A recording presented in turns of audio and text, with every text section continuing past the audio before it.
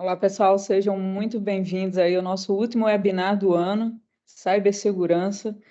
Já estamos falando sobre as perspectivas de 2023, sem olhar para retrovisor, né? Sempre olhando para frente. Meu nome é Mariana, eu sou da divisão de cibersegurança aqui da Brasiliano e vou fazer essa mediação aqui. Agradeço a participação de todos. Teremos hoje um sorteio. Aliás, são 5 sorteios dos cursos do Brasiliano. Vamos também oferecer 15% de desconto para quem se inscreveu no webinar e quiser adquirir a ferramenta Locked. Então, fiquem até o final aí, que vai ser bem interessante. Então, para a gente não ter mais delongas, vamos começar uma dinâmica rápida aqui com nossos principais parceiros. Da ordem da esquerda para a direita aí do nosso paper, o Marco Morelli, o Douglas Rondon, o Gabriel Bueno e o Ramon Aires, por favor, se apresentem rapidamente e falem um pouco sobre as ferramentas de vocês. Legal. Boa tarde a todos, então, que estão nos assistindo. Gostaria de agradecer ao convite do professor Brasiliano e da Mariana para participar desse bate-papo. Como a Mariana disse, eu sou conhecido como Morelli, né? E sou responsável, sou um dos gestores, né, de parceiros da ferramenta Mycina, que é uma ferramenta inglesa concebida em 2016 em Londres e veio para o Brasil agora recentemente em 2019, né, um pouquinho antes da pandemia. E o objetivo da ferramenta é atender um recurso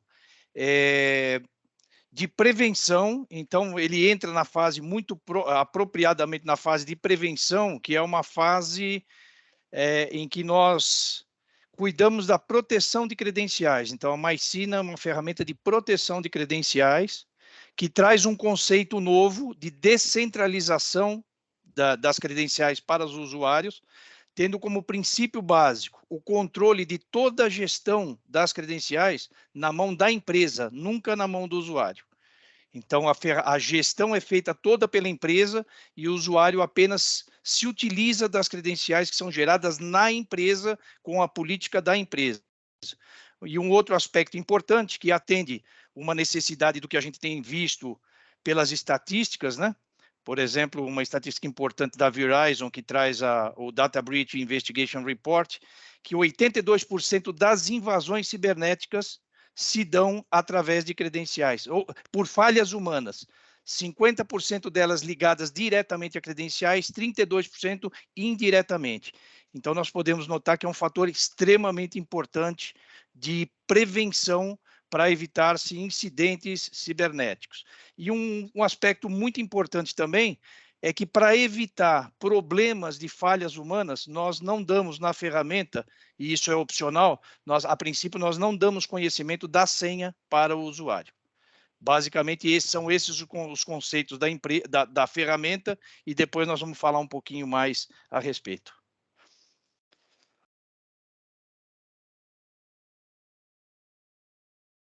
Eu estou na lista aqui do próximo. Boa tarde, pessoal. Boa tarde a todos. Eu queria agradecer também o convite do Brasiliano, da Mariana, para estar aqui conversando um pouco com vocês hoje. Acho que é sempre uma oportunidade muito boa aí para a gente bater um papo, né? Outros profissionais aí que têm bastante conhecimento na área de cibersegurança também, a gente trocar algumas figurinhas, agrega para todo mundo. Eu sou responsável, né, pela área de vendas, alianças e produtos dentro da Coffee Bean, a Coffee Bean Tech, que tem o tech ali para ninguém achar que a gente vende café, né? Então, a Coffee Bean Tech, que é uma empresa de software, né? Então, a gente tem uma solução na área de gestão de identidade e acesso. Então, uma solução completa aí para fazer essa parte. Algumas das ferramentas até conhecidas aí do público, né? Principalmente nessa área de cibersegurança, né? Como o IAM ou o IGA, né? Que são soluções de governança de identidade, de autenticação, de acesso. A gente está falando de single sign-on, né? Estamos falando de segundo fator de autenticação.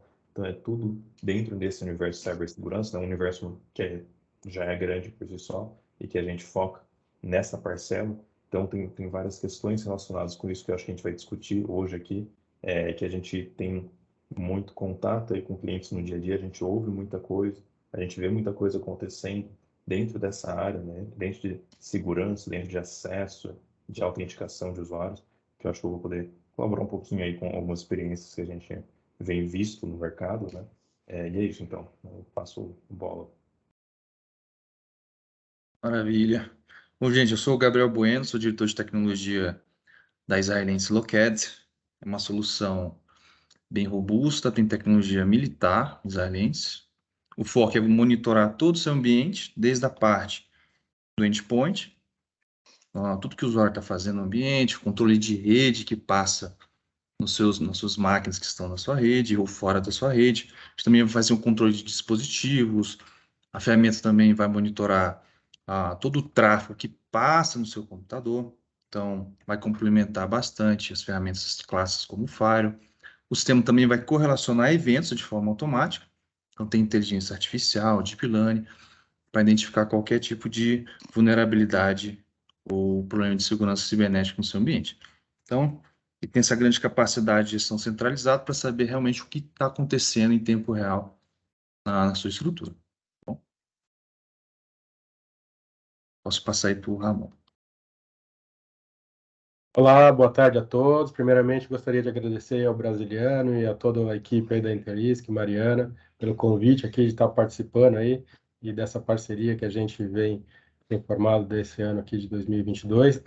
Espero que a gente siga aí e possa ajudar aí a todos clientes aí e parceiros aqui da Brasiliano. Bom, meu nome é Ramon, eu sou responsável da área de novos negócios e operação da Wizlinks no Brasil. A Wizlinks é uma empresa de cibersegurança suíça, né, onde a gente está já em 9 países, sendo o Brasil um dos principais hubs aqui da América Latina.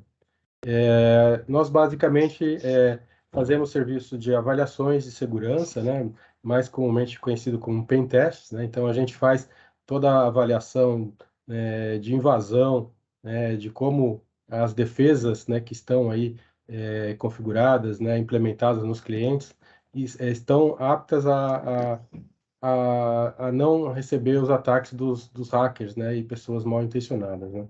Então a gente faz todo esse tipo de análise já em websites, em dispositivos de rede, também avaliações de phishing, né, que bem como mencionou aí nosso amigo Morelli, o elo mais fraco aí acaba sendo o usuário, né? Então a gente pode ter uma estrutura aí bem robusta implementada nas bordas, mas se o elo fraco ali, que é o usuário, permitir que aquele hacker mal intencionado chegue até ele, podemos aí ter diversos tipos de ataques aí que são gerados internamente. Então, todos esses tipos de avaliações, de vulnerabilidades, de pen test, a gente pode ajudá-los com esse tipo de avaliação. Bom, espero aí colaborar com todos aí durante a apresentação nesse bate-papo aqui. Excelente. Com a palavra agora o doutor Brasiliano. Microfone, Brasa, microfone. Microfone, muito bom, doutora. Falei aí para ninguém, né? Vamos lá. Isso aí é a ansiedade de falar com vocês. Vamos embora. Muito bom. Obrigado, Mariana. Obrigado aí aos 4 parceiros, ao Morelli, ao Douglas, ao Gabriel e ao Ramon, tá certo? Que deram aí já o pitaco deles aí original.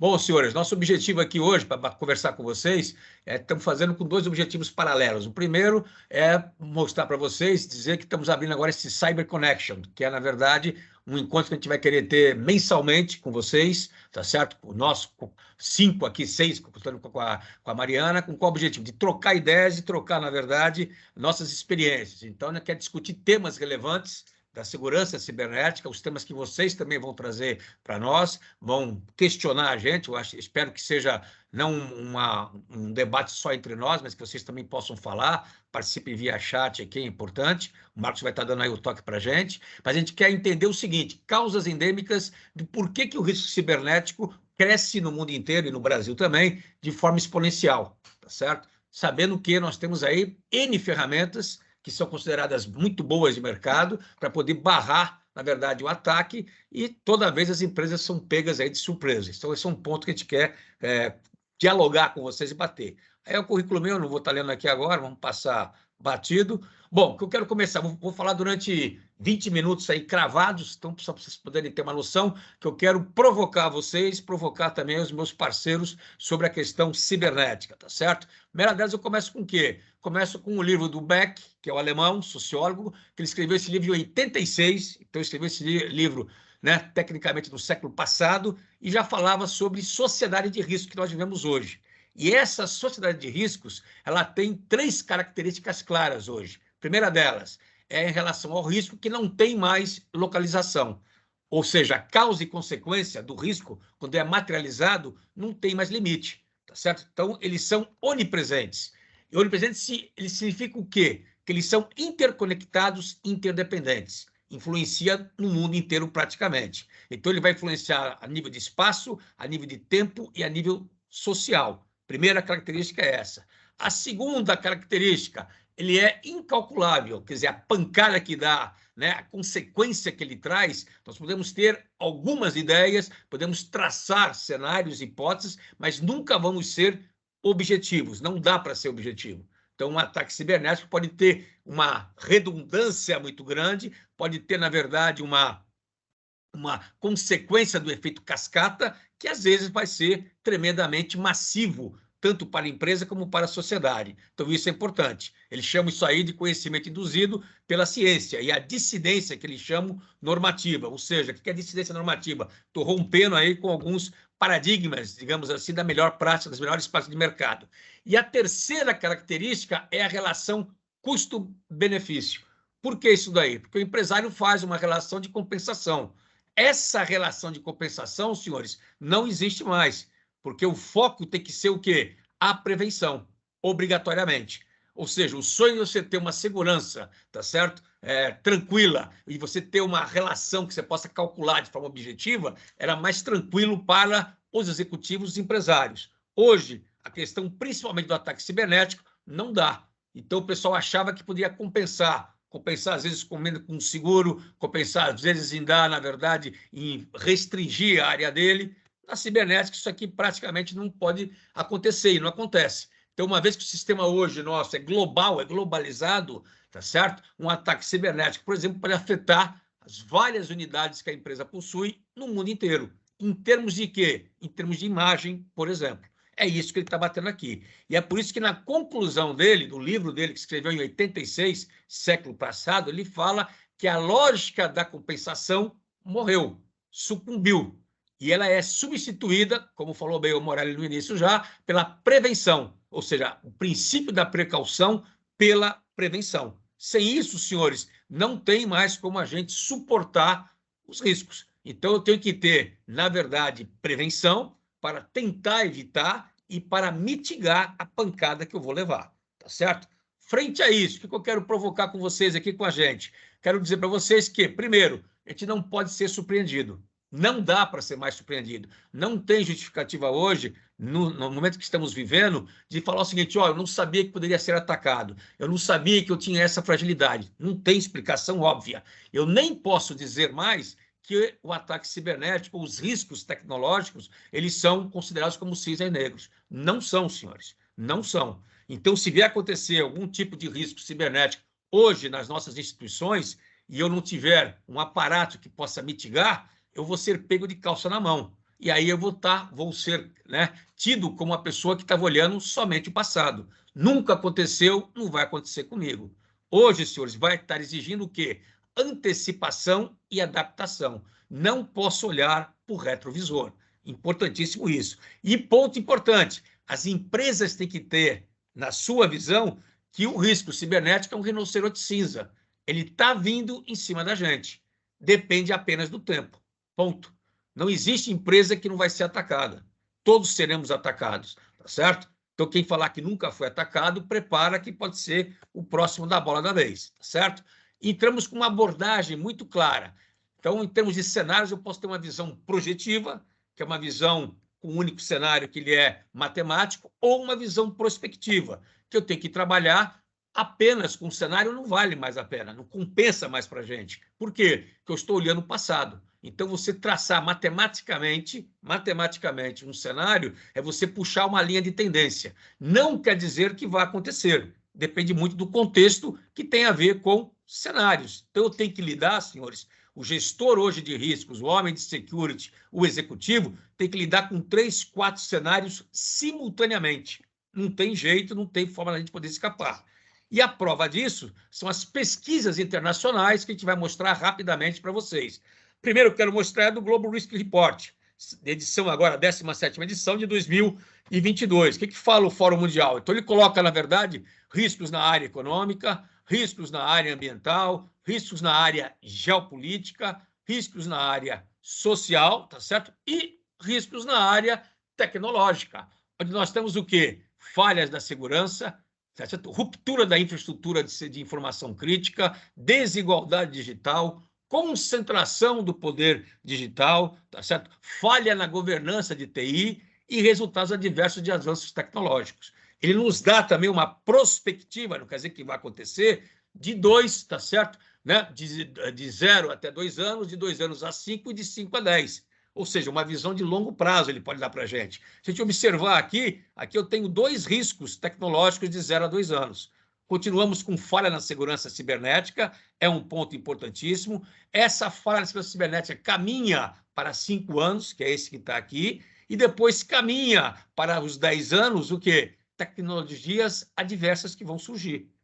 O que é isso aqui, tecnologias adversas? É o hacker criando tecnologias para poder estar fazendo o quê?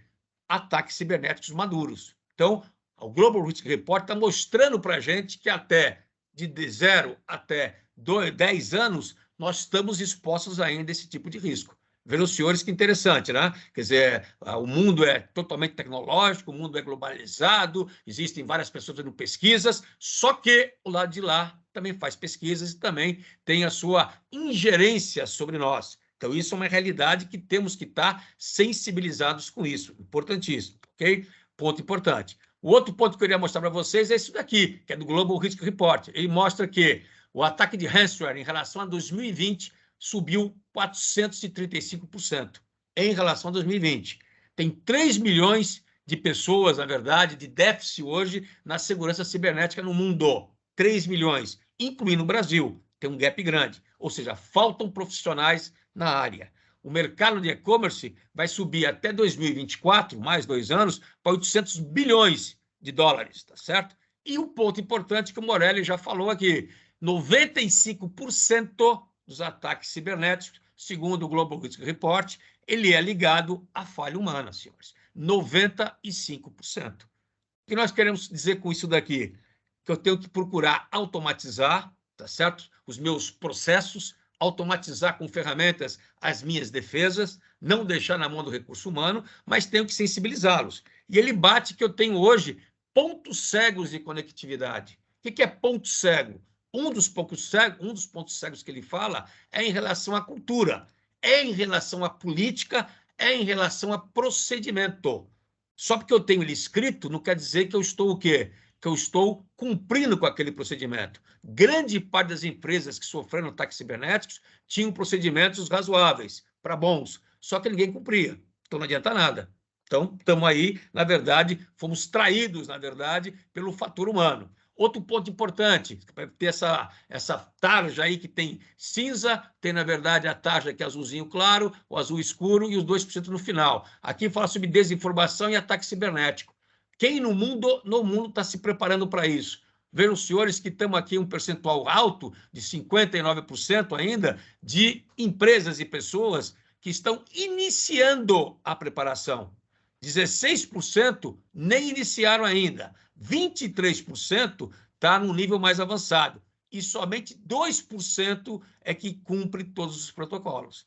Então, daí é uma das razões que nós temos aí com a questão endêmica, né? Nós estamos preparados? Pergunta que eu faço a vocês, para depois a gente debater um pouco. Nós estamos preparados? As empresas estão maduras e em compliance, quer dizer, tem um nível de segurança adequado, seguindo as melhores práticas? Estão maduras, conscientes disso?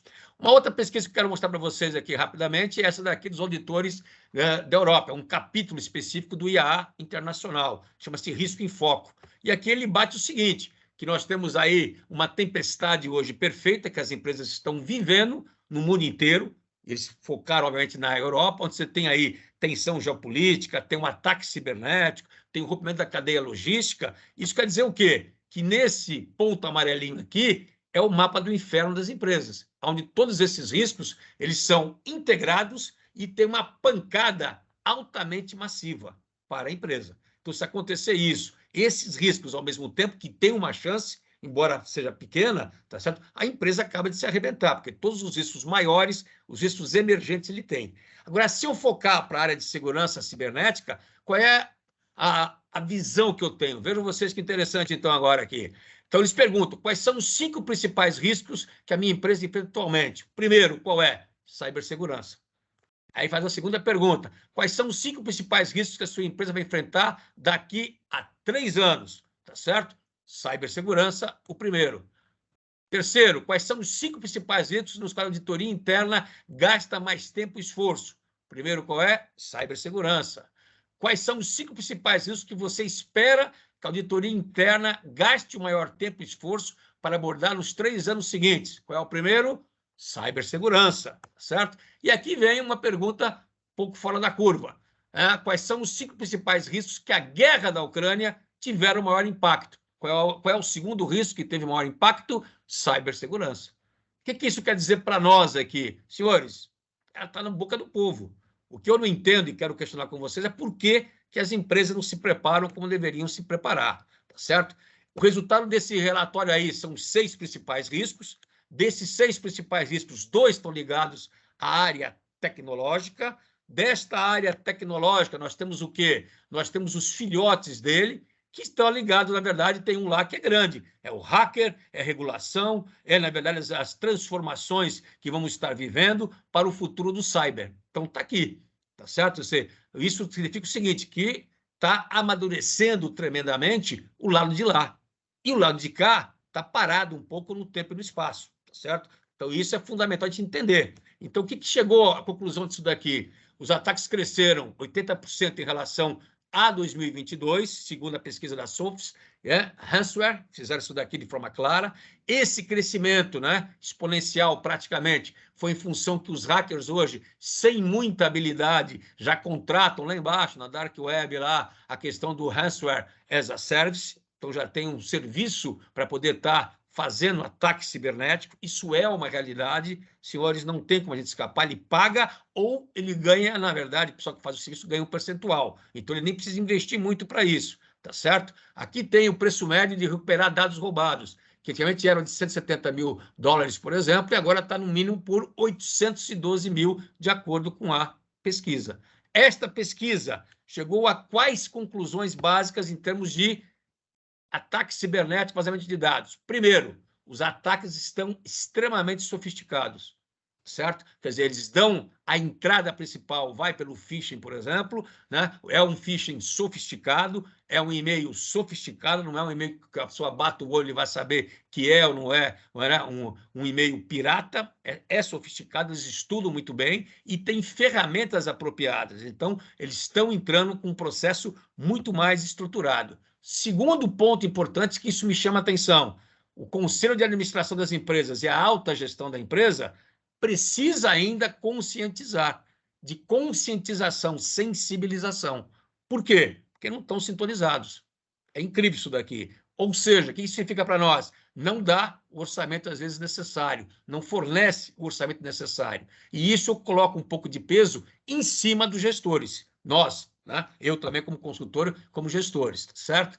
Outro ponto importante, terceiros criam elos fracos, é verdade. Quando terceiriza uma operação, eu pergunto para vocês, vocês olham, vocês criticam, vocês exigem que o seu parceiro, seja ele pequeno, médio ou grande, tenha uma segurança robusta como vocês têm? Porque a entrada vai ser por ele, talvez, tá certo? Vai ser por ele. Vocês exigem isso? Experiência minha, posso estar enganado com vocês aqui, não exigem. Vocês podem ter uma segurança perfeita, boa, tá certo? Mas, às vezes, tem as portas abertas indiretamente. E isso ocorre, hein, senhores? Outro ponto importante, fusão do crime cibernético e crime econômico. Antes, eles andavam segregados, separados. Hoje é uma coisa só. Então, o mercado acabou fundindo isso daqui, porque o crime econômico só acontece através do crime cibernético. Ponto. As fraudes, principalmente as fraudes eletrônicas. Não tem jeito. E quando eu falo fraude eletrônica, entra tudo. Entra terrorismo, para ele poder estar fugindo aí indo atrás, na realidade, né, os órgãos de controle, né, do rastro do dinheiro, então eles conseguem fazer isso, ok? Isso é um ponto fundamental, não tem como a gente escapar. A fraude bancária, tudo isso daqui acontece. Então, é uma coisa única hoje em dia. É um outro ponto importante. O outro, controles têm que ser implementados, tá certo? Ou implantados. O que é isso daqui? É o básico. Vocês têm o básico, nós temos as melhores práticas, elas estão funcionando. Então, vou bater um pouco mais na frente depois.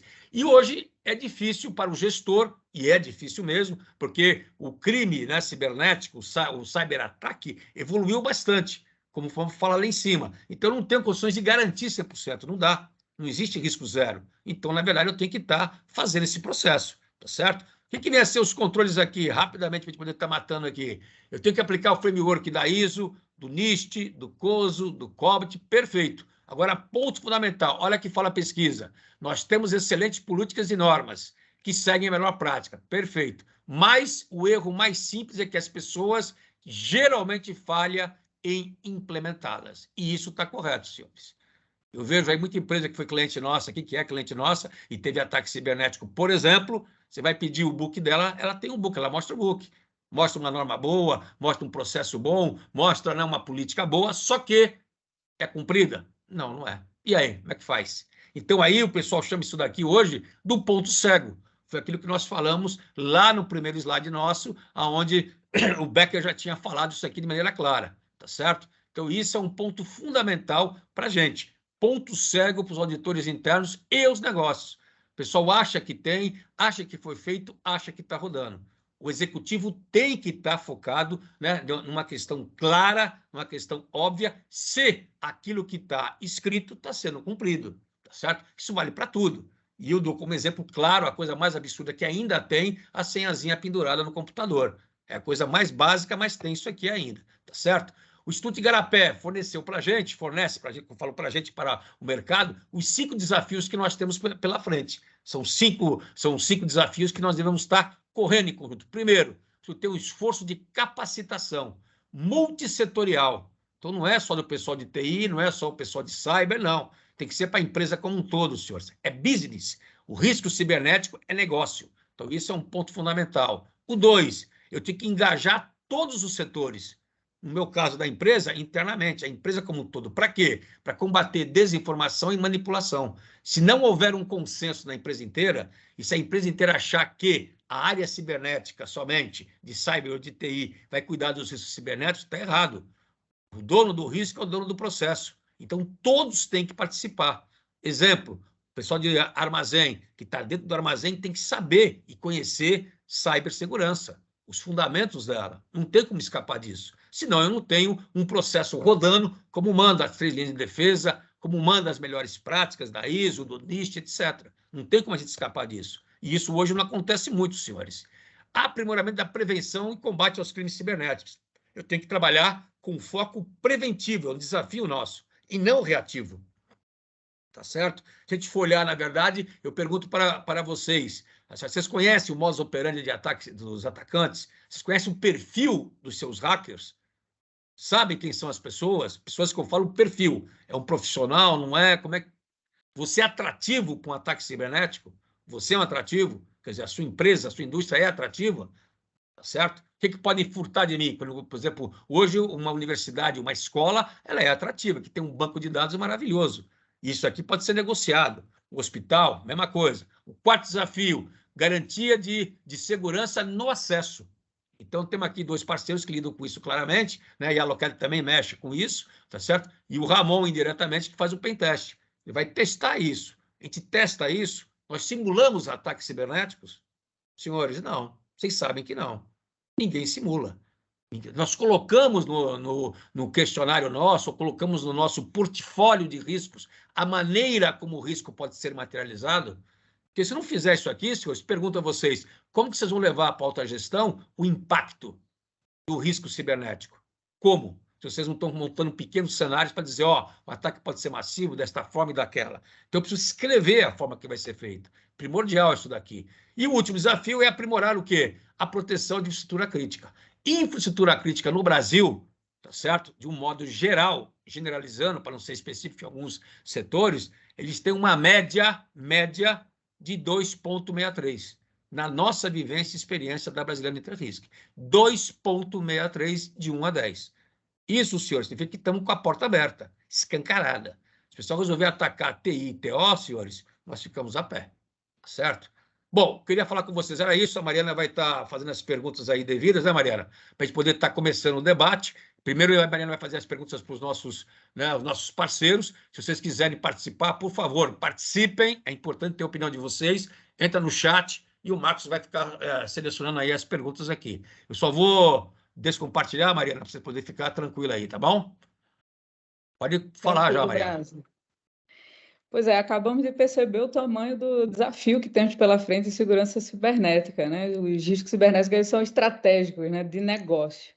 Então, vamos iniciar nosso bate-papo. Nós preparamos algumas perguntas e, enfim, fiquem à vontade, parceiros, para manter o bate-papo sem muita formalidade.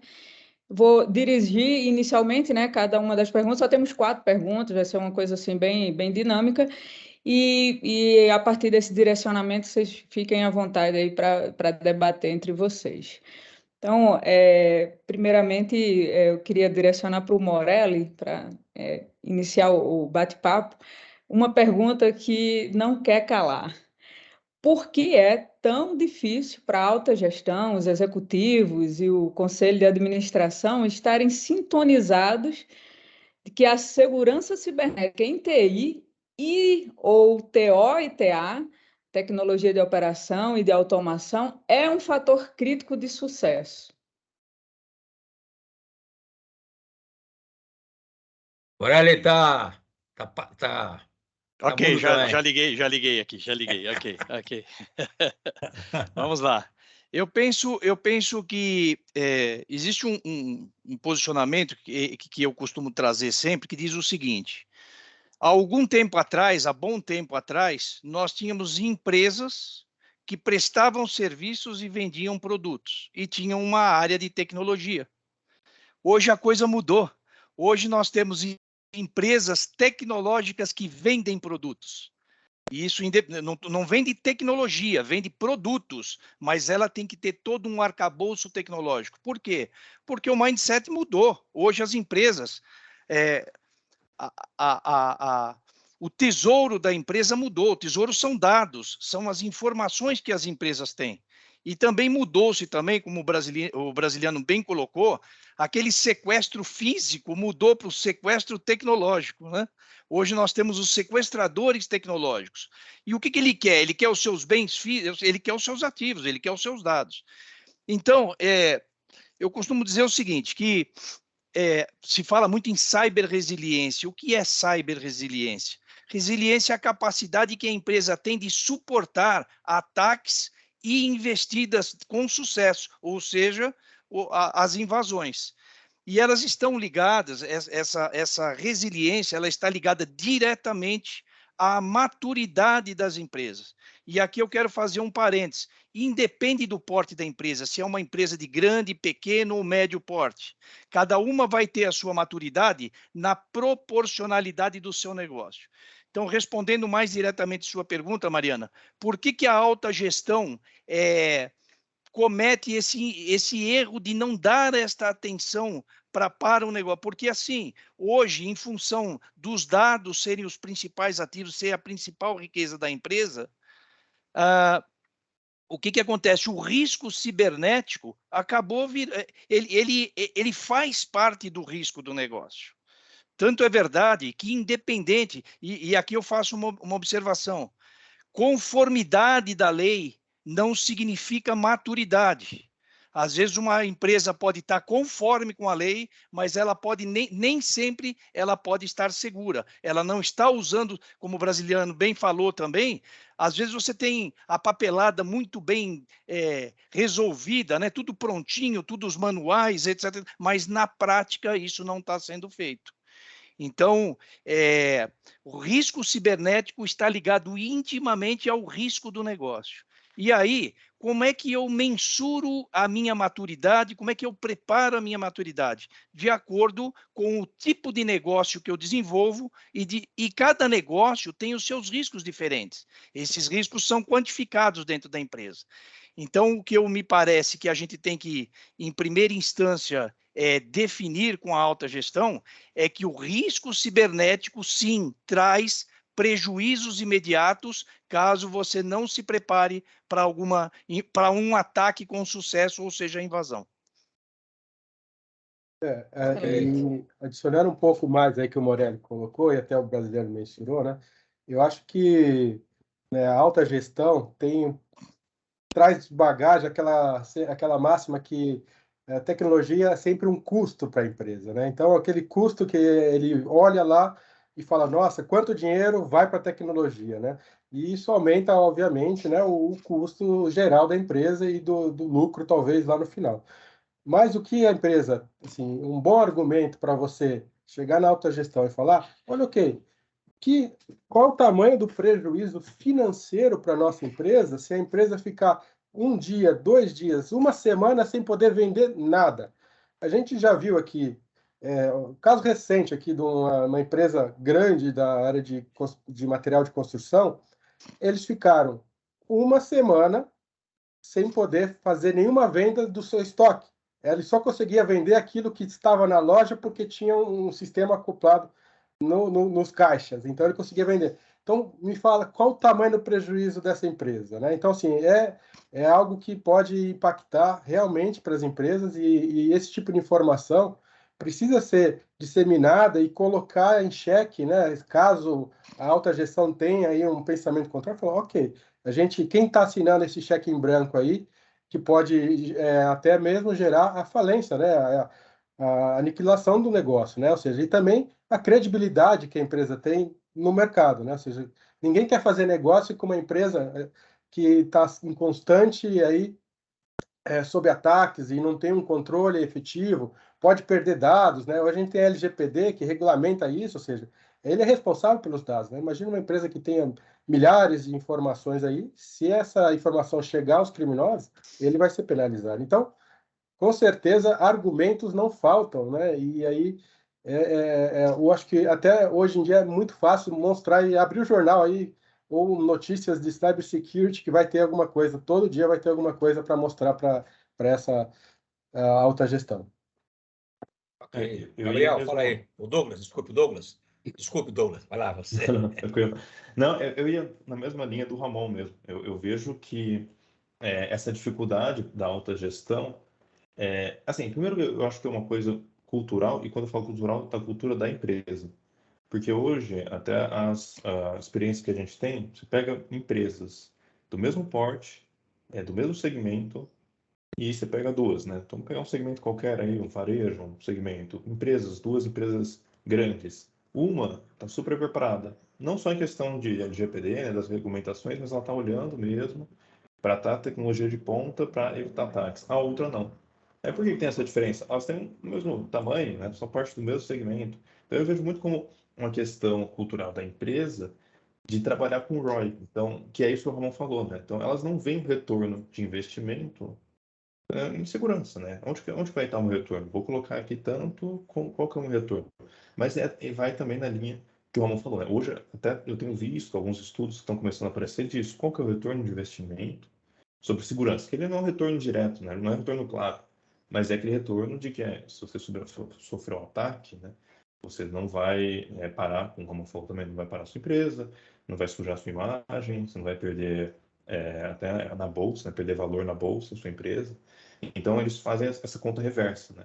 E é um caminho mesmo, é um caminho para as empresas começarem. Tem empresas que estão olhando já para isso, tem outras que não têm. E aí vai um pouco no que você comentou, brasileiro, da questão de qual empresa, né, que está vulnerável a sofrer um ataque, qual que é o perfil. E hoje eu acho que o perfil da empresa que está sujeita a isso é aquela empresa que não está preparada. Não importa o segmento, né? Os criminosos, os hackers, eles têm essa visão também. A empresa X está muito bem preparada, essa aqui eu não vou. A empresa Y aqui, ela não está se preparando tanto. Esse é o meu target, né? Esse é o meu foco. Empresas que estão mais suscetíveis. E isso talvez seja até mais um argumento, né? A empresa que está menos suscetível é aquela que está mais suscetível, é aquela que vai ser mais visada para os ataques, né? Então, precisa ser uma corrida mesmo. As empresas elas precisam ter essa visão, né? Que é uma corrida para todo mundo estar ali no mesmo patamar. Certo. Gabriel, chuta aí agora aí, bora. O que eu vejo assim, hoje em dia as empresas estão muito preocupadas mais com a multa da LGPD, a questão do faturamento. Então, assim, tem situações que somente quando a empresa sofre um ataque, vê realmente na prática, não só os riscos materiais, mas também a situação da reputação da empresa, igual o Douglas comentou, tem empresas que perdem valor de mercado por causa de ataques cibernéticos. Então, assim, acredito que até é uma questão de tempo até as empresas começarem a sentir na pele, porque de fato é só uma questão de tempo as empresas serem invadidas. Não teve uma empresa que a gente fez um relatório do ambiente que a gente não encontrou problema de segurança. Não teve uma empresa. Então, assim, se a gente parar só para contar os casos de empresas que deixaram, né, a aquisição de uma solução mais robusta de segurança para depois, e durante esse hiato tiveram um tipo de ataque, acredito que cada um de vocês aí, os nossos parceiros, tem histórias desse tipo. Eu, no mínimo, tenho umas 3 esse ano. Tem 3 aí, cabeluda, né? Deixa eu fazer uma perguntinha, Mariana, eu vou só interromper você, às vezes vou estar em pé, se eu estiver te atrapalhando muito, você grita para mim, tá? Pode puxar minha orelha aí, tá? Vamos lá, então. Eu queria ouvir de vocês aí, na verdade, uma opinião. O que vocês acham, né? Porque a gente vê alta gestão, eu dou palestra em conselho hoje em dia e tal, e eu fico impressionado pelo nível, na verdade, de pouca, né, sensibilidade a esse tema, né? E eu chego à conclusão, às vezes, como já foi feito no Globo Risco Report, uma pesquisa algum tempo atrás, sobre a questão da negação. Vocês acreditam que isso é possível, que acontece isso a nível de conselho, a nível de presidência? Os caras negam que o risco existe ou negam que ele não vai ser atacado? Queria ouvir um pouco a opinião de vocês aí. Ramon, começa pelo Ramon aí, que é o meio de campo, depois circula ao contrário, fica à vontade aí. Assim, no meu ponto de vista, assim, eu entendo que existem muitas empresas ainda que negam, né, esse tipo de coisa, né? É aquela máxima, né? Ou seja, não é questão de se vai ser invadida, é questão de quando vai ser invadida. Então, uma hora vai chegar para ela. Só que, assim, as empresas que chegam até a gente é porque já tomaram, né, o primeiro passo. Então, assim, essas empresas eu posso dizer que alguém está preocupado, então por isso chegou até a gente, né? Mas então, e aquelas outras que a gente sempre busca, né, e passa informação, mas nunca mostra um interesse, né, em saber como está, né, a sua prontidão aí para qualquer tipo de ataque, aí sim, aí eu tenho certeza que essa negação aí deve ser um mantra lá dentro da empresa, mas um dia a casa deles vai cair e ele vai perceber que perdeu o time da coisa, né? Já era, né? Gabriel, fala aí sua experiência disso daí. Isso que você acha que existe ou não? Bom, o que eu vejo conhece do assim, mercado? tem vários gestores e até donos de negócio que às vezes não têm uma noção da situação realmente da segurança cibernética. Às vezes acham que é só um antivírus que vai resolver, um firewall, mas assim, quando a gente faz uma varredura e vê principalmente que não é só o vírus que vai causar um problema mais sério, não é o que vai sair na televisão, às vezes tem um funcionário que está aplicando técnicas de hacking, ele fez um curso na internet e está roubando sua informação há muito tempo. Então não aparece uma tela vermelha. Então o problema você tem que entender. Risco cibernético não é quando a tela está vermelha, somente quando o atacante está encriptando seus dados. São várias camadas de segurança da informação. Então já peguei casos e o dono do negócio não tinha ideia de que ele comprou um lote de computadores que tinha um backdoor instalado de fábrica. Então, não sei se vocês acompanharam a notícia lá do caça americano, eles interromperam a produção só porque tinha um chipzinho minúsculo que era made in China. Então, se você for tratar de segurança de informação, você tem que explicar que o buraco é muito mais embaixo. Tá? Tem um cassino americano que foi invadido porque um hacker entrou no sensor de temperatura do aquário. Então, que dono de negócio vai ficar preocupado com sensor de aquário? Tem Pois é, né? comunicação com o servidor, né? Tem rede Conhece essa interna. história do aquário. Isso. Então, assim, às vezes a consciência só vem depois, às vezes é tarde demais. Então, isso é um ponto importante. Douglas, sua vivência disso daí. Você acha que é negação, não é? O que você acha? Eu acho Sua que sim opinião. também. Eu acho que tem um pouco de negação, um pouco da história, né, de que comigo não vai acontecer, né? Tem tanta empresa ali, né? E aí passa pelo que eu comentei também, né? Vai acontecer porque aquela empresa que vai ficando mais para trás, vai ficando mais vulnerável, ela acaba sendo um alvo mais fácil, né?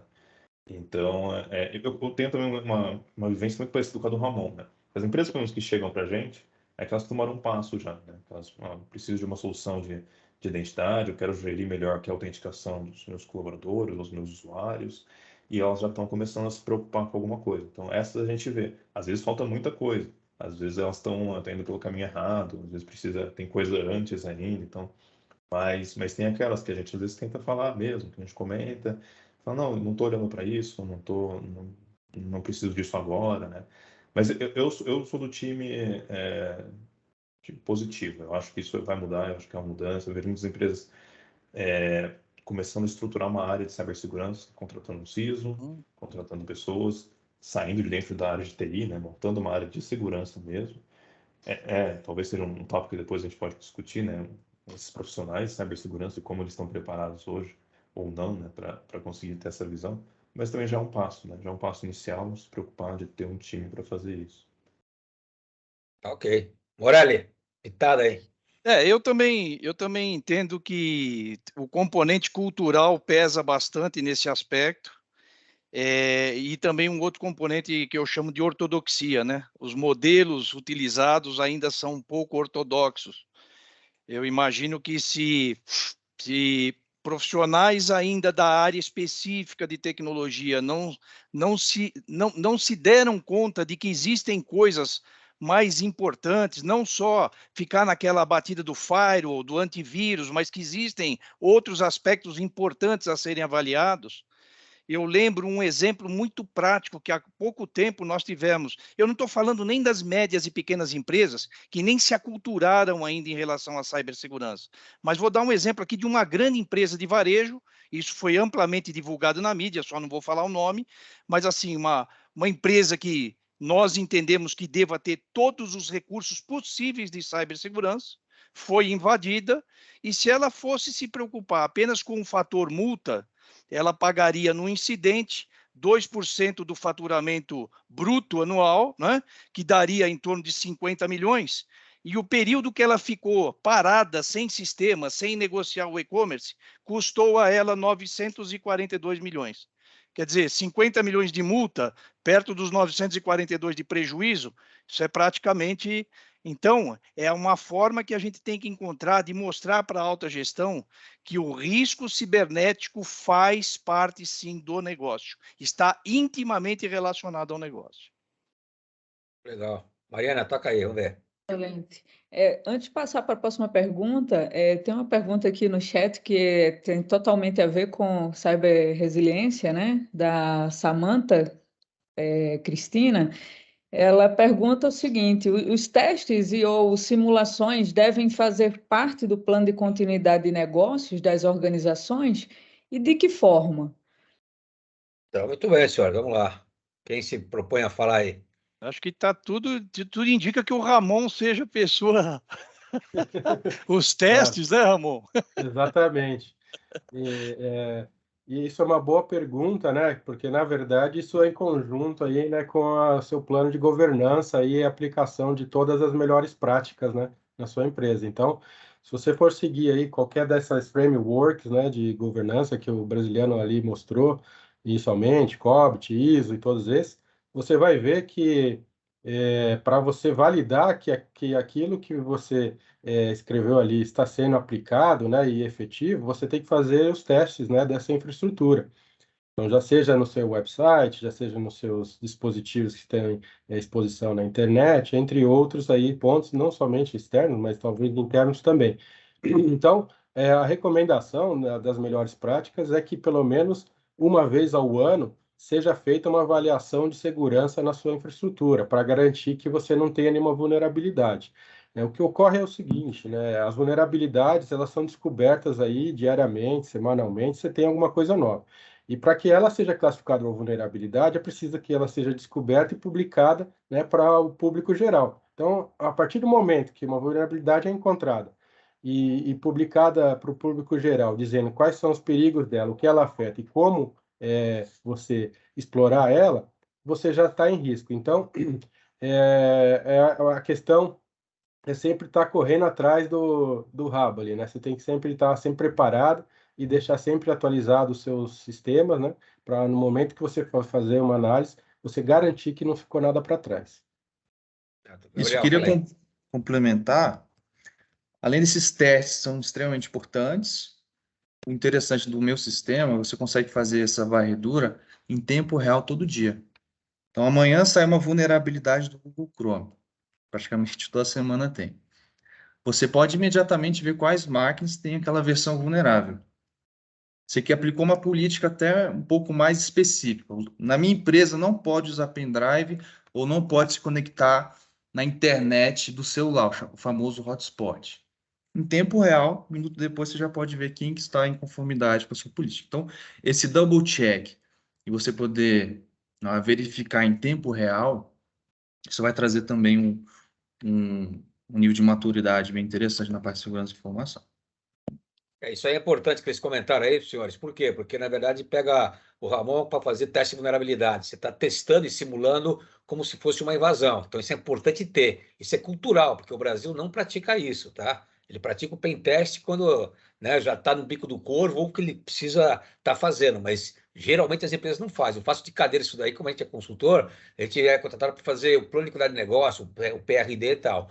Vai até o limite de entrar no plano de teste. No plano de teste, ninguém quer fazer. Ninguém quer fazer. O pessoal pula para fora, fala, não, vai ser por demanda. Tem termo de referência no mercado que sai sob demanda da empresa. Quer dizer, então, já de cara a gente já sabe que vai rolar papel mesmo, não tem a menor dúvida disso, viu, pessoal? Isso é importante ter essa visão, tá? Então, o plano de teste tem que ser feito, e eu acho que tem que ter dois tipos de teste. Um é o teste de mesa, que tem que fazer com a alta gestão, com a gestão para tomar decisão, para não ficar igual o índio em volta da fogueira rodando e não tomando decisão nenhuma. E a outra é o teste operacional. E é isso que na hora H dá o problema. O pessoal aqui tem experiência disso, né? Até eu gostaria de ouvir o Douglas falar um pouquinho nisso. Quer dizer, não vai subir o sistema, que o sistema tem que subir primeiro. Às vezes está lá bonitinho, o sistema é XPTO, mas quanto tempo demora para subir? Ah, demora o dia inteiro. Pô, mas eu não sabia. Aí vem aquele famoso eu não sabia. E aí é tarde, Inês é morta, né, senhores? Certo? Douglas, o que você acha disso bem aí? isso aí. Tá bom. Desculpa, só complementar aqui, né? É bem isso, né? Ou seja, a gente tem uma forte demanda na Ásia, é um dos maiores mercados para a gente, porque lá é um mercado já maduro e bem regulamentado, ou seja, que as autoridades exigem que as empresas tenham o pentest em dia, ou seja, ela tem que comprovar que ela está aplicando aquilo que é requerido deles, ou seja, para garantir a informação, para garantir que não haja fraudes, sobretudo no sistema financeiro, né? E Pô, é assim, importantíssimo isso aí, né? como Quer o dizer, Gabriel, o órgão regulador pede, né? Pede a constatação, é uma empresa que deu parecer, tudo, né? Deu um exatamente. atestado, né? E eles fazem 2 vezes por ano, pelo menos, um plano de pentest. Aqui, assim, a gente diria que pelo menos, ou seja, o mínimo uma vez por ano, porque às vezes você acaba levando um certo tempo para fazer os acertos, né, daquilo que é encontrado. E da mesma forma que o Gabriel disse ali anteriormente, até hoje eu nunca vi um pentest que tenha passado assim sem nenhuma vulnerabilidade. A gente sempre encontra. Pode ser mercado direto. financeiro, até de empresas aí de grande porte, a gente sempre vai encontrar alguma coisa. Sem dúvida, isso mesmo. Douglas, dá uma pitada aí. Não, eu concordo. Essa parte de teste, principalmente, não envolve muito a nossa ferramenta, né, o nosso dia a dia ali, mas o que a gente tem visto, né, pensando no macro aí do que vocês falaram, é isso mesmo. Então, de uma falta de cultura mesmo de ter isso, também uma falta de regulamentação, né? Então, uma coisa ali às vezes puxa a outra, apesar de que, no meu ver, sempre a empresa tem que, independente de regulamentação, ela tem que pensar no negócio dela, né? No que a gente falou aqui, de que vai ser um retorno, né? Ela está segura ali, ela vai se garantir. E todas as questões aí, foi até algo que o brasileiro mostrou na apresentação, né? As questões de ataques estão se atualizando muito rápido, né? Sempre tem alguma coisa nova, sempre os hackers eles trabalham mais do que as empresas, a área de segurança das empresas, né, nesse quesito. Então, precisa ter essa continuidade, o pentest 2 vezes por ano, outras questões estarem bem atualizadas, questão de gerir mesmo ali como a autenticação de usuários, né? Phishing, a gente vê cada novidade de phishing, de modos que os hackers têm feito, então tudo isso é importante ter esse acompanhamento e essa atualização, né? Independente até de regulamentação. A regulamentação vai forçar um pouco mais, né? Então acaba ajudando. Fechado, então. Vamos lá, Mariana, solta a pergunta aí, depois o Morelli já engrena aí depois com a outra. Bora. Gabriel, por que nas empresas o investimento em segurança cibernética é procrastinado? Bom, isso aí a gente vai tocar na parte do mindset. É um ponto cego na parte de cultura, ainda mais brasileiro. Aí eu faço até um paralelo com um advogado. Geralmente a gente só contrata o advogado quando a bagunça já foi feita. O próprio médico, a gente só vai para o médico quando realmente já estamos naquela fase final, então a gente não tem essa mentalidade de prevenção. Então vai empurrando com a barriga, às vezes eles veem como uma despesa, igual o Douglas comentou, eles tratam sempre no ROI, e não é verdade. Então, depois que você bate o carro, aí você nunca mais vai deixar de ter um seguro de carro. Então, a mesma analogia para a parte de segurança cibernética. E o mais interessante, quando a gente faz uma varredura, a gente vai trazer a realidade para você, um raio-x. Como se você estivesse indo no seu médico e falasse assim, olha, embora você aparentemente não tenha nenhum sintoma crítico agora, você já tem um hack que já está 2 meses no seu ambiente. Você já tem 50 programas vulneráveis e em qualquer momento, uma única porta pode ser o suficiente para infectar ou comprometer seu ambiente inteiro. Então, uma coisa que eu acho bem interessante é você trazer a realidade através de um raio-x que vai desde a parte de análise de comportamento de usuário. Você tem um usuário acessando sites perigosos, vocês estão baixando programas vulneráveis, você vai controlar também se tem usuário levando dispositivos externos para o ambiente. Então, às vezes o usuário levando um pendrive que foi conectado na máquina pessoal, infectado, né? Então é o suficiente para poder infectar o ambiente inteiro. Então, acredito que trazendo a realidade e depois tendo essa mudança de mindset, o Brasil vai pular bastante aí no ranking de segurança da informação. Ok. Vai lá, Mariana. Até que a gente aprenda, né, que é melhor a prevenção do que aprender pela dor, né? Exatamente. É pela dor ou pelo amor? Agora, a minha experiência, infelizmente, as empresas sempre aprendem pela dor, viu, né? E nesse caso, a dor está no bolso, né, brasileiro? Aí o cara fica esperto, né? Com certeza. É o choque do trifásico. Sem dúvida. Tá fechado, Mariana. Fechada. Fechado. Desculpa.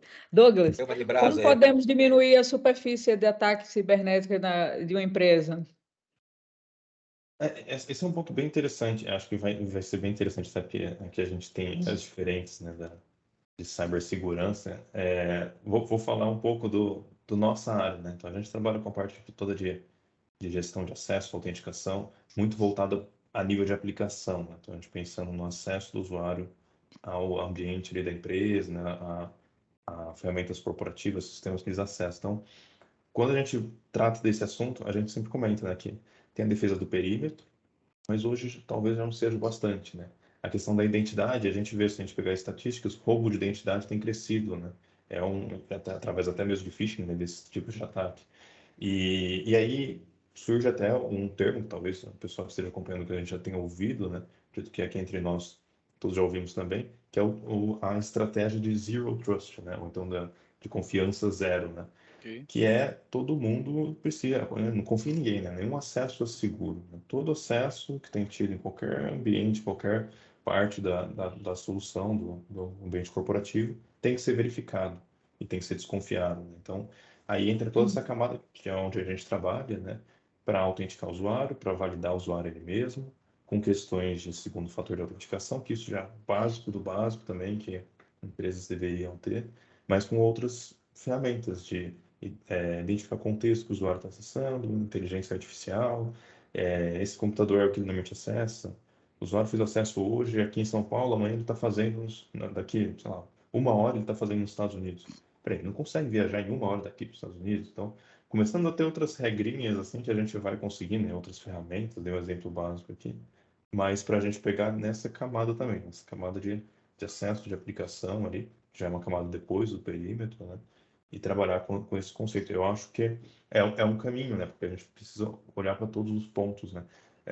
Da arquitetura ali, do ambiente, do contexto do cliente, e o nosso, a gente trabalha muito nisso, né? A nível de aplicação e como a gente consegue ter essa segurança. Então, para nós aqui, principalmente nesse contexto, é um modo muito eficiente de diminuir essa superfície de ataque. Ok. Excelente. Morelli, acho que antes do Morelli responder, tem uma pergunta que é para ele aqui direto, não tem? Isso, eu queria puxar vai lá. isso. Eu vi o Morelli na pergunta. Você consegue ler o que é que eu leio, Morelli? Leia para mim, por favor. Na linha de que a maior vulnerabilidade de segurança está do lado do usuário / ser humano, como está a aceitação da tecnologia FIDO, a autenticação sem senha, pelas empresas no Brasil e a adoção de hardware dedicado de autenticação FIDO? A pergunta é do Marlon. Na realidade é o seguinte, nós temos a partir do ano de 2020, onde aconteceu o episódio da pandemia, até então o parque tecnológico, os cuidados tecnológicos ficavam circunscritos ao ambiente da empresa, né? Ao parque tecnológico da empresa. Com o advento da pandemia, o que acontece? O profissional, o usuário, começou a trabalhar da sua casa, né? E também um outro detalhe, com a falta de mão de obra, hoje as empresas buscam profissionais em outros lugares, não só em casa, como em outros países. Quer dizer, está havendo uma adaptação do mercado em relação aos profissionais que estão inseridos no parque tecnológico da empresa. E o ambiente tecnológico não é mais o ambiente da empresa. O profissional pode estar em qualquer lugar, e isso aumentou a superfície de ataques. O que se percebe é o seguinte, a empresa tem que tomar determinados cuidados, esteja o usuário onde ele estiver. Muito importante essa abordagem do Douglas, do Zero Trust, porque eu tenho que criar mecanismos para que eu possa dar segurança ao profissional usuário, e quer ele onde estiver. Porém, tem um detalhe, por mais ferramentas, e aí eu falo em relação ao que eu defendo como conceito na minha ferramenta. Por mais que o profissional esteja onde estiver, por mais mecanismos de segurança que ele tenha, ainda é um erro muito frequente e por isso este percentual tão alto de 82% de falhas humanas ligadas praticamente a credenciais. Por quê? Porque a credencial ainda está na mão do usuário.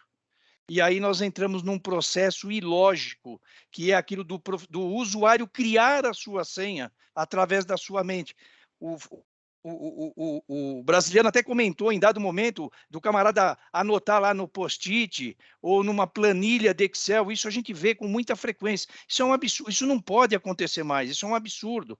Então nós temos que municiar o profissional de ferramentas compatíveis. E um detalhe, a gênese da credencial, e mais especificamente da senha, não pode estar na mão do usuário. Elas têm que estar, nós temos que devolver esse controle da gestão de credenciais para a mão da empresa. A empresa é que faz a gestão. O usuário utiliza-se, quem faz a gestão é a empresa.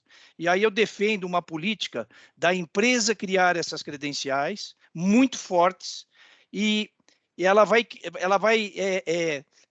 isolar sistemas na medida em que ela cria essas credenciais muito fortes e distribui descentralizadamente para cada ponto, para cada endpoint dentro da empresa. Esteja ele dentro da empresa, esteja ele fora da empresa em casa, esteja ele em outro local, em outro país, não importa.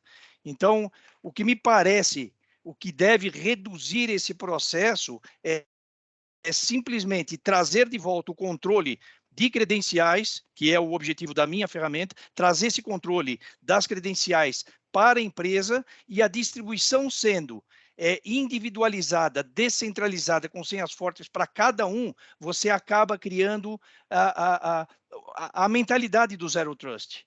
Outra coisa, dentro da ferramenta, você também definir quem são os grupos ou os profissionais que devem receber credenciais. Por que eu digo isso? Às vezes o profissional cria uma credencial e ele pode compartilhar com outros profissionais. Ou então a empresa passa uma credencial para ele e o que acontece? Acontece uma invasão com a credencial dele, diz assim, não fui eu.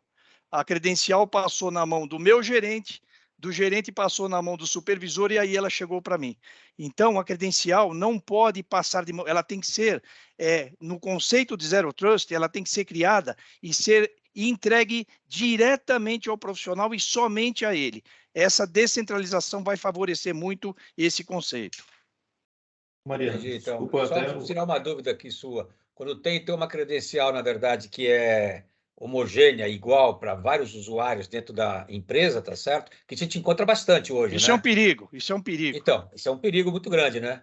E tem Isso é um empresa perigo. grande que tem isso daqui de forma clara, viu? Quer dizer, você vai fazer o recebimento, você vai fazer um pagamento, você vai fazer... Tem várias pessoas da área que têm a mesma credencial. Quer dizer, isso aí é furo na água, né? Aliás, um detalhe, uma estatística que eu fiquei sabendo esses dias aqui, quase que 60% desses problemas de invasões por falhas humanas se dão em sistema insiders, dentro da própria empresa. Ou seja, o funcionário conhece a senha, ele já tem N casos, o profissional deixa a empresa, sai da empresa e carrega consigo as credenciais. Quer dizer, ele sai chateado com a empresa, ele faz fraude com a credencial ainda, quando ele não vende as próprias credenciais dentro da própria empresa. Então, Verdade, é um perigo isso aí, é um perigo. Então, por isso que o Gabriel também falou, sobre a questão de você estar monitorando, né, online, real time, né, Gabriel? Que isso é importante ter esse controle todo, quer dizer, estou só levantando essas bolas aqui, só para claro, poder entender que tudo tem solução. Na verdade, o que basta é ter um pouco mais de olhar, né? Um olhar mais crítico por parte da autogestão, na minha visão. Acho que eu interrompi na hora o Ramon, né, Ramon? Você ia falar, ou Douglas? Eu ia só complementar, por conta da pergunta anterior, né, que falaram um pouco de FIDO, só para complementar até o que o Morelli comentou, né, então, o FIDO, só para, antes, né, não sei se todo mundo conhece, né, o FIDO é uma aliança, na verdade, uma aliança voltada para a autenticação, então o pessoal até colocou na pergunta exatamente, na autenticação sem senha, uma autenticação mais forte, com biometria, principalmente. Então, é uma aliança que desenvolve um protocolo, né. Nós somos parte, a COFMI é parte dessa aliança hoje, uma aliança global, né, até nós, no dia a dia, a gente usa esse protocolo no Windows Hello, no Google, algumas soluções de mercado aí já utilizam. E aí a pergunta, só para complementar, não, foi a questão da aceitação da tecnologia, né? Aqui no Brasil, a gente tem ajudado, inclusive, na divulgação desse protocolo, né? Até vocês entrarem no site da FIDO ali, é uma organização sem fins lucrativos, né? Uma aliança, e tem alguns materiais em português que a gente ajudou eles a desenvolver. E a gente tem visto, sim, uma adoção um pouco maior. Então, só para responder essa parte da pergunta, a gente tem visto tanto um conhecimento maior do protocolo, que antes, há uns 3 anos atrás, muitas pessoas não conheciam, ainda não sabiam o que é. Aqui no Brasil, a gente tem pessoas entendendo um pouco melhor o que é e buscando utilizá-lo mesmo por esse detalhe, uma autenticação sem senha, uma autenticação com biometria, algo que pode facilitar a experiência, melhorar a segurança, mitigar alguns problemas que o Morales levantou, né, dessa credencial compartilhada, dessa credencial que não tem o controle. Então, é uma tecnologia muito interessante, tem várias empresas globais aí de tecnologia que estão participando dessa aliança para realmente ajudar. Então, ajudar a criar uma solução, um protocolo ali que trabalhe bem nessa área. Apesar que essa cultura deve demorar bastante, Douglas, já que em se tratando de, por exemplo, de credenciais, se nós temos o que nós temos hoje, imagina utilizar-se de outras tecnologias sem as credenciais. Isso, na minha opinião, vai demorar ainda muito tempo, muito tempo. Eu concordo. Principalmente no meio corporativo, pode ser que demore um pouco mais de tempo mesmo. No meio, pensando na autenticação do usuário final, né, nossa, acessando um banco, alguma coisa, é um pouco mais fácil mesmo. Sim. Mas corporativo tem uma barreira maior. Ok. Tá bom, desculpe aí, acabamos cortando você, vai lá. Não, na verdade eu só ia falar que era o Douglas que ia falar mesmo, mas dando meu pitaco aqui, a questão, né, de diminuir toda a superfície, essa questão toda. Acho que o Zero Trust é uma realidade, né, que está vindo aí, e é essencial, ou seja, faz parte aí de uma boa governança dentro da empresa para poder ter o controle, né, e monitorar ativamente, né, que as credenciais não sejam usadas de maneira errada ou criminosa aí dentro da organização, né? E outros pontos que podem ajudar a fazer diminuir essa superfície de ataque é você ir colocando camadas aí de segurança, né? Aí Sim. vai desde da parte, né, do perímetro, né, na internet, colocando firewall de aplicação, aí você entra aí em outros endpoint e tudo mais. Só que aí a gente volta no ponto. Você pode investir qualquer quantidade de milhões de reais aí em todas essas camadas, mas não pode esquecer dos 80% ali dos usuários, né, Morelli? Sim. E é o elo fraco. E é por ali que entra o Ransom, através de phishing, né? É algo que também nós aqui fazemos aí muito, essas campanhas de phishing, né? Fazer uma análise para ver qual é a prontidão do usuário e não abrir um arquivo malicioso, né? Sim. Curiosidade ali. Você simula, hoje tem uma simulação muito real de e-mail que chega para o usuário parecendo que é o chefe dele que mandou realmente, ou pedindo para ele colocar a senha do Outlook dele lá que está na web, e geralmente é a mesma senha para todos os outros sistemas, e pronto. A partir daí, você, com os milhões implementados aí em todo o perímetro, Foi tudo por água abaixo. foi por água abaixo. Então, assim, é muito barato você fazer uma campanha de phishing, é muito mais barato que um Fire, que todos esses sistemas aí, né, com todas as capacidades atuais aí, só que é negligenciado. Eu não sei se o pessoal...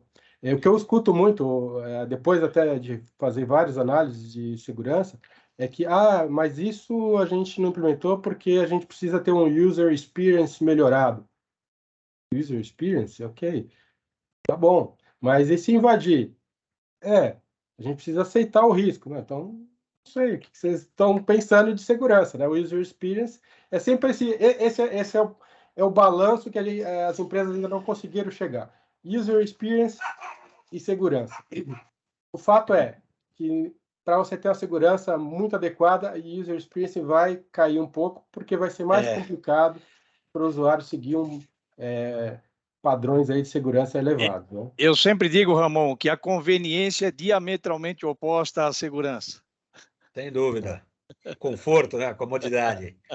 E o business experience é mais importante que user experience, na minha opinião. Também, exatamente. Isso é uma boa. Business experience. Boa, exatamente. Boa. Exatamente. Eu escuto muito. Não, mas eu não posso vender esse meu serviço web aqui para o cliente e colocar tudo isso que você me falou que eu preciso fazer de boa prática e tal, porque eles não vão querer comprar. Vai ficar difícil deles usarem. Sim. Bom, Entre aspas, né? É isso aí mesmo. o recado está dado, aí você assume, né? Meu papel está cumprido. Aqui eu estou te mostrando as vulnerabilidades e quais são os possíveis problemas que vocês vão ter se continuar assim, né? Mas Faz parte. faz parte, enfim. É isso aí. Mariana, faz a pergunta aí, direciona para o Gabriel, que eu acho que ele pode responder bem também essa daí agora. Exato. Pergunta aqui do chat, só fazendo a alternância aqui. A Viviane Aparecida, né, faz, na verdade, duas perguntas. Foi dito que, infelizmente, a experiência demonstra que as empresas aprendem pela dor. Então, seguem duas perguntas aí. Vocês entendem que, após uma ocorrência de cibersegurança, as empresas realmente olham para esse assunto com a devida importância e entendem que o investimento no assunto se torna perene? Vai lá, Gabriel, chuta para nós aí. Bom, geralmente quando uma empresa sofre um ataque, a maioria, digamos, cai no semancol, só que ainda tem aqueles 10% que às vezes restauram um backup e acham que já está tudo resolvido. a gente fez uma auditoria numa empresa, sofreu um ataque de ransomware, e a gente viu que o hack tinha preparado até outras ondas de ataque. Então, a empresa estava muito preocupada, vários dias sem dormir, tentando restaurar os sistemas, mas o hacker é esperto, ele sabe que você vai cortar a internet. A gente viu, como a gente faz análise também de scripts, e o hacker estava vendo quais máquinas havia script de mapeamento de dados, tinha ou não tinha arquivos, tinha backup ou não. Então, assim, a maior parte das empresas, quando sofrem um ataque, elas conseguem, então, aumentar o nível de maturidade, porém ainda tem aqueles 10% que acham que restaurou no backup, voltou, está no ar, já está resolvido.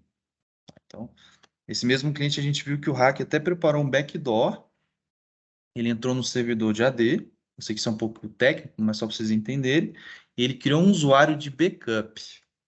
Então, se o cliente não Nossa pagasse o Senhora. resgate, ele ia entrar. Então, assim, a- espero que as empresas que estão participando fiquem nesse escopo de 90%. Na verdade, que não sofram nenhum tipo de ataque, tá? Mas se sofrer, pelo amor de Deus, vamos fazer o básico, tá? E o segundo item, questão do investimento se tornar perene. Eu acredito que sim. Eu vejo, inclusive, empresas que estão aumentando, depois que entenderam que a situação cibernética não é só uma situação do departamento de TI, é uma situação do negócio da empresa, então, com isso, o investimento não só se torna perene, mas também vai incrementando. Essa é a minha visão. Deixa eu acrescentar uma estatística aqui, Gabriel. Foi colocado há pouco tempo que a empresa que foi atacada, ela cresce no risco de ser atacada novamente 3 vezes. Então, 3 vezes? então a minha resposta para esse pessoal que não quer sofrer por dor, que quer sofrer por dor e não toma jeito, esses 10% que você falou, se eles estiverem preparados para assumir um outro ataque, tudo bem, não vejo problema algum. O remédio tem que ser amargo, não tem jeito, né, velho? Não tem jeito. Rádio eterno. Vai lá, Mariana, solta aí. Ramon, por que a área de tecnologia de operação e de tecnologia de automação no Brasil possuem um nível de maturidade baixa, sendo que é ela que pode materializar o risco de descontinuidade de negócios? Na verdade, aqui o que nós temos, né, é que esses ambientes, eles já vêm do passado, que eles eram totalmente separados da questão tecnológica. Então, a tecnologia na área administrativa ali da empresa e tudo mais, ela se desenvolveu muito rápido e todas as proteções foram criadas. Contanto, né, nas áreas aí de tecnologia, de operação e de automação, elas são formadas por equipamentos que geralmente focados na produção ou geração de alguma coisa dentro ali do processo da empresa, fabril ou por exemplo, uma empresa de energia e tudo mais. E esses equipamentos, eles não têm uma compatibilidade tão grande quanto a tecnologia atual. Então, e o negócio vai funcionando. E para você fazer com que aquilo, né? Eu trabalhei muitos anos na indústria farmacêutica, né? Na área de TI e tudo mais. E a gente via muito isso, né? Máquinas caríssimas que faziam lá todo o processo dentro da empresa. Não é que a empresa não investia, a empresa lá investia milhares de dólares na questão de TI, segurança, processo e tudo mais. É uma empresa excepcional que até hoje, ou seja, até a cor do documento que tinha que assinar com a caneta, eles tinham escrito isso. Então, era bem, não é assim um problema porque não tem investimento. É que aquelas máquinas, eles não conseguiam fazer a substituição facilmente, porque aquilo foi produzido ali para exatamente fazer aquele processo dentro da empresa. Então, o custo de você trazer essas máquinas e atualizar todo o seu parque tecnológico de operação ali, ele é muito grande. E esse gap, né, entre TI convencional e TI ali do mundo de operação, né, de fábrica, ele é muito complexo. Então, eu vejo que o nível de maturidade ali não evolui por conta disso. Você ainda acaba, ou seja, sendo refém de equipamentos que não têm tecnologia suficiente para você elevar essa maturidade. Agora, existe empresas, né, que nem essa que eu estou citando, que ele se resguardava. Então, esse equipamento aqui eu não consigo aplicar nenhum tipo de segurança nele? Ok, então nós vamos fazer todo um processo aqui de segmentar, proteger esse equipamento para que ele não tenha, né, nenhum tipo de ameaça externa. Então, eu vejo que essa dificuldade, né, de tratar esse parque tecnológico e ainda, assim, que esses setores eram trabalhados de forma diferente, então o diretor de TI às vezes não tem nenhuma questão ligado de operações ali, isso traz talvez essa dificuldade de aumentar aí o nível de maturidade. Então, no meu ponto de vista, eu acho que é isso. Não sei se os colegas aí têm alguma experiência diferente, mas eu tenho visto que basicamente é isso. Você tem um parque tecnológico muito antigo que funciona bem, né, para aquilo que ele foi proposto, mas que a tecnologia está parada ali há 20 anos, 15 anos, e ninguém pensa em modificar aquilo porque custaria milhões para a empresa colocar um equipamento atual ou coisa e tal. Então, Ramon, deixa eu dar uma pitada com você aí. Esse é o famoso legado que o pessoal fala, né? Exato. É o famoso legado que eles recebem, etc. Mas você não acha isso daí um pouco de muleta também? É de muleta para a empresa poder... Porque quando você falou em que tem que vamos rever o processo, etc., o pessoal não faz isso, não quer nem saber, toca a vida como está. Na verdade, no meu ponto de vista, ele vai procrastinar, na verdade, e poder empurrar com a barriga, vai empurrando, empurrando. Até a hora que dá a zebra, né? Ele Não é isso? coloca. Então, eu já vi muitos casos assim, colocarem um firewallzinho, né, um personal firewall para cada equipamento ali, para ter um bloqueio, mas, ou seja, não pensam em fazer uma mitigação daquele aparelho próprio, né? Vamos levar. Isso, exatamente. Então, assim, é É isso que eu sempre vejo. como é que eu vou salvar a vida desse legado por mais 20 anos, né? Pois é, E aí exatamente. Eu não você não consegue vejo. levar maturidade, você só coloca ali uma placa naquela porta ali para ninguém bater, mas enfim, mas se É, baterem forte, leva, né? Aí, a aí experiência, esquece a de, aí vivência esquece. minha, a vivência minha é que posso estar enganado, tá? Vocês também têm que falar aí, então, um pouco disso daí. Vivência minha com clientes reais, o pessoal não tem questão, a visão do risco que está correndo. Ele acha que o ataque cibernético é na área de TI, é corporativa, e acabou, velho. Em fábrica acontece muito disso, na minha vivência, entendeu? A não ser Setor aqueles de que sofreram o ataque, aí saneamento, sim. setor elétrico, todos esses setores aí estão super propensos aí a ataques aí e com consequências catastróficas aí, né? Recentemente, nos Isso. Estados Unidos, aí teve um ataque aí a uma central de tratamento de água, que o hacker ali poderia manipular a quantidade de produto para fazer a limpeza da água, que poderia ser tóxico para a população que fosse receber. Teve interrupção no sistema de distribuição de óleo, né? Ou seja, dos dutos lá nos Estados Unidos também, que foi paralisado, porque o hacker conseguiu entrar no sistema. Então, ou seja, alguém está olhando para esse legado, porque ele não existiu há muito tempo, funciona bem, mas E e vai se, tocando. né? Vai tocando, exatamente isso. Falta isso daí. Fala, Morelli, te interrompi, Eu desculpa. costumo dizer que TI, na visão moderna, TI é meio, não é fim. Sim. Na realidade, dentro da empresa, todos os setores são importantes. Se não vejamos, a TI tem um baita cuidado, coloca aí as ferramentas que o Ramon sugeriu, né, que o Ramon comentou que são importantes, um firewall. Bom, para começo de conversa, não adianta você ter um firewall se muitas vezes você tem uma falha de falta de atualização do firewall e é invadido por essa falta de atualização. Um outro aspecto é que eu tenho casos já, que a gente sabe de casos, que empresas de grande porte tinham toda aquela estrutura, aquilo que você falou, Ramon, um investimento fabuloso, e um profissional lá da área administrativa aceitou um phishing e colocou todo esse investimento a perder. A empresa foi invadida. Então, quer dizer, tem que haver uma interação entre todas as áreas da empresa, inclusive da alta gestão. Isso tem que ser um processo muito bem coordenado, tem que haver a gestão de riscos, enfim, tem que ter todo um cuidado com tudo isso. E é uma cultura que a gente tem que levar para dentro das empresas. Verdade, é isso mesmo. Ok, Mariana, vamos lá que o tempo está acabando já. Temos 6 minutinhos aí para a gente poder... Vamos seguir agora para as considerações finais. Antes disso, eu gostaria de perguntar se alguém que está participando quer fazer alguma pergunta ou algum comentário com o microfone aberto. E se ninguém se pronunciar, a gente vai iniciar as considerações finais. Lembrando, vamos ter 5 sorteios dos cursos do Brasiliano. Vamos considerar quem participou inicialmente aqui do evento, não só quem se inscreveu. Então, serão três sorteios para quem entrou no webinar, pelo menos ali uma meia horinha passou aqui, e 2 pessoas que, mesmo não tendo entrado, se inscreveram.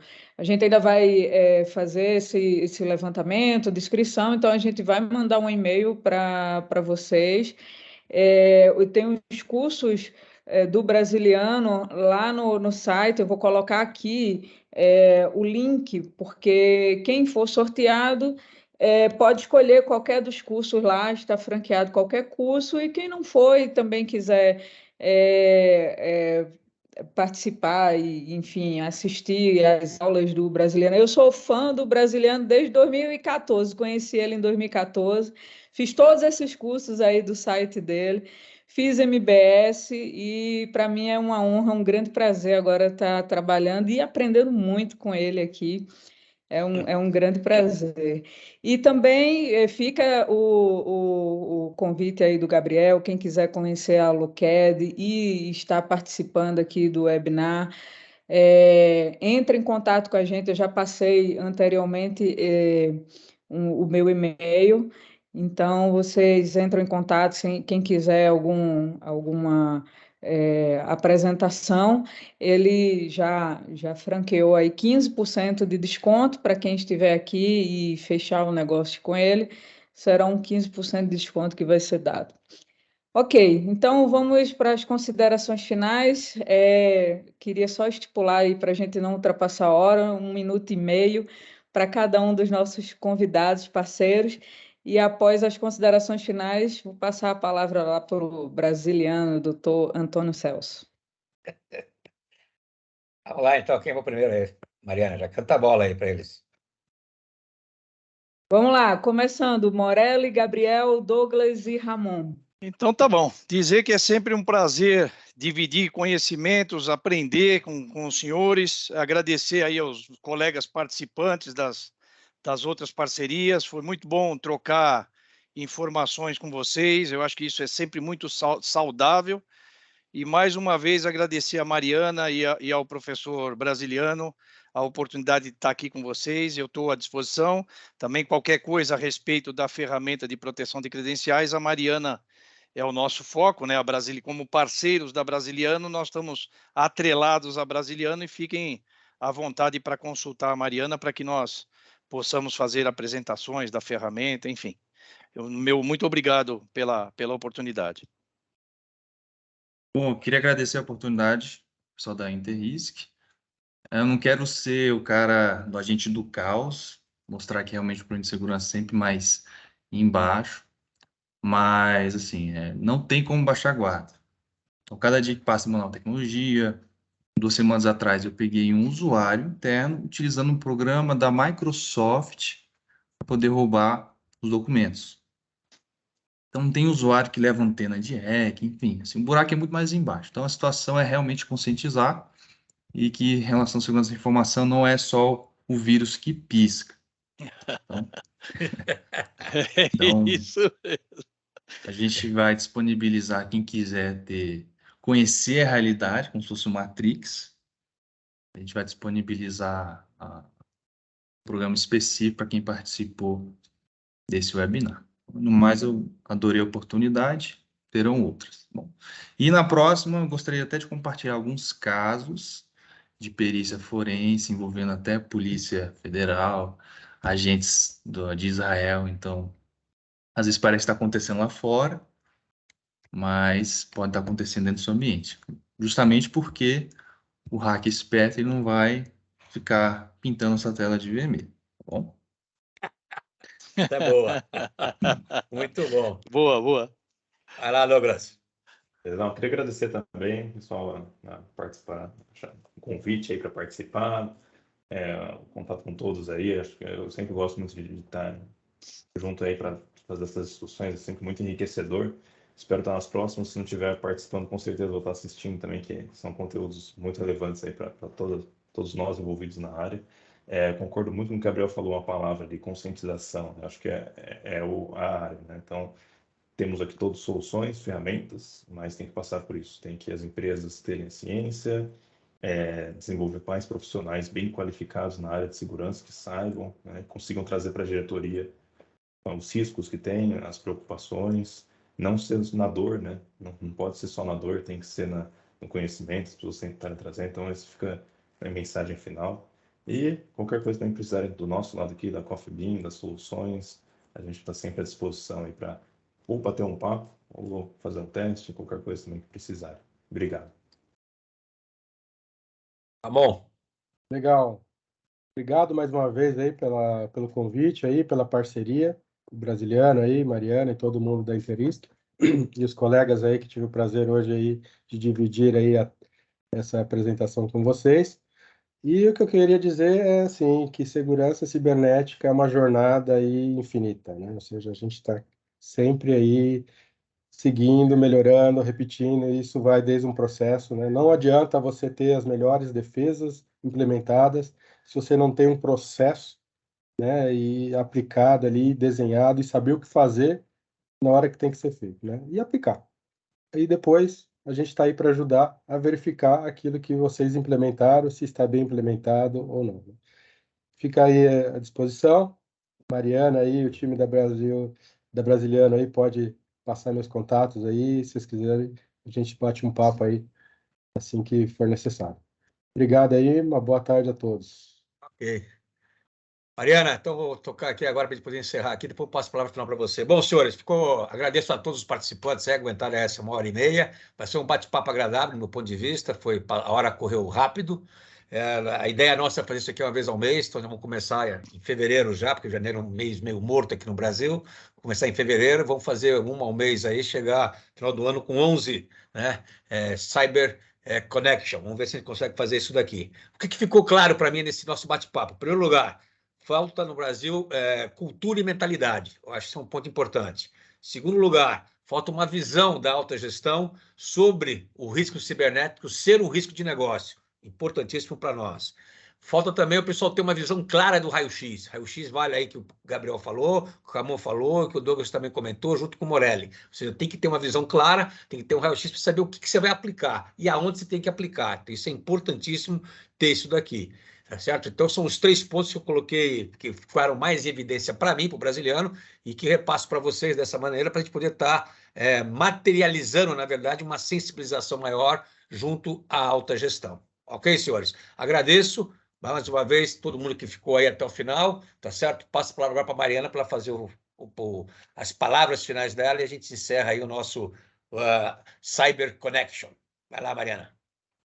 Pessoal, a gente agradece a participação de vocês, né, e a continuidade, né, praticamente nosso público se manteve todo o percurso do webinar. Nossa intenção é trazer informação e conhecimento para vocês todos os meses. Se vocês quiserem participar através das nossas redes sociais e sugerir algum tema, né, que a gente possa trazer aqui nos próximos encontros, vai ser muito bem-vinda a participação. Só queria complementar uma informação que até sexta-feira, quem foi sorteado receberá um e-mail para fazer a opção do seu curso. Um grande abraço para vocês, um feliz 2023 e que em fevereiro, quando nós voltarmos, nós estejamos assim com um conhecimento muito mais avançado em cyber e a gente possa avançar, porque realmente é um conhecimento muito rico, profundo, extenso, e eu acho que a gente nunca vai parar de falar sobre cyber, sempre teremos muitos assuntos a tratar. Agradeço aos nossos parceiros pela disponibilidade, enfim, vocês são nota 10, tá? Muito obrigada, estou adorando trabalhar com vocês. Pessoal, realmente, assim, a gente tem tido assim, muita afinidade e para um trabalho isso é muito bom, é excelente. Pessoal, muito obrigada e até o próximo. Um abraço, um abraço. Obrigado, até mais, senhores. Até. Mais.